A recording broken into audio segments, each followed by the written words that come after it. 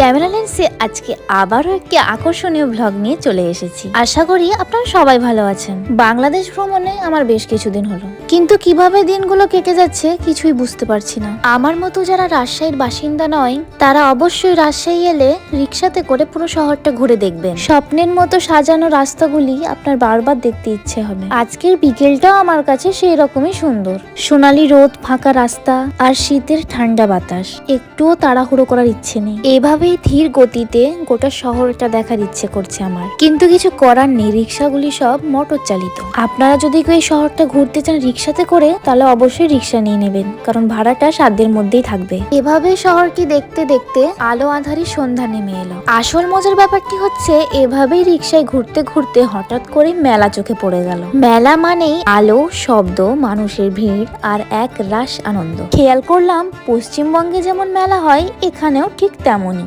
একই রকম দোকান সাজানোর সরঞ্জাম ও দোকানের মালপত্র সবই একই রকম। অনেক কিছুই কেনার ইচ্ছে হচ্ছিল, কিন্তু এখানে বার্গেনিং করা হবে কিনা আমার জানা নেই। বাংলাদেশে মেলার অভিজ্ঞতা এই আমার প্রথম, তাই কিছু কেনার সাহস পেলাম না। সালোয়ার কামিজের প্রিন্ট এবং ডিজাইন গুলো একেবারেই অন্যরকম। আমি সচরাচর আমার লোকাল মার্কেটে যেমনটা দেখতে পাই এটা কিন্তু সেরকম না। এখানে এসে আরো একটা জিনিস দেখলাম, যেটা হচ্ছে মেলার রাইড। সেটাও কিন্তু একই রকম শিশুদের হাসি, আনন্দ, উল্লাস এবং উচ্ছ্বাস। এখানে আবার প্রসাধনীর দোকানও বসেছে। চারিদিকে খেলনার দোকান। কি অদ্ভুত তাই না? বড় হয়ে গেলে খেলনার প্রতি কোনো আগ্রহই থাকে না। ভাবছিলাম ছোটবেলায় এই জিনিসগুলোর জন্য কত আনন্দ পেতাম। খেলনার পরে যে জিনিসটা বেশি টানে সেটা হলো খাবারের স্টল। চারিদিকে ভেসে আসে ভাজা পোড়ার সুগন্ধ।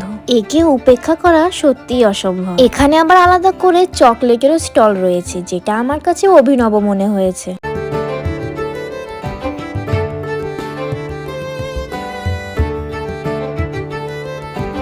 মেলার খাবার মানে আলাদা অনুভূতি। সবকিছুর টেস্ট যেন একটু বেশিই ভালো লাগে। হয়তো খাবার জন্য নয়, এই মুহূর্তটার জন্য।